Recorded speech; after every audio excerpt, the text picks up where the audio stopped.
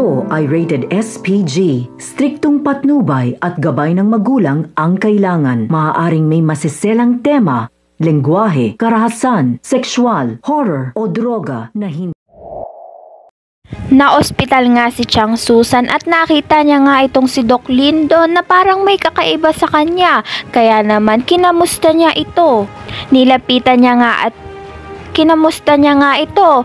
Hinawakan niya nga ang braso nito ni Doc Lindon at parang umiling nga itong si Doc Lindon dahil nga sa nararamdaman niyang hindi niya ma-explain. Ayaw nga ipaalam nito ni Doc Lindon dahil nga ayaw niya maging pabigat nga dito sa ospital.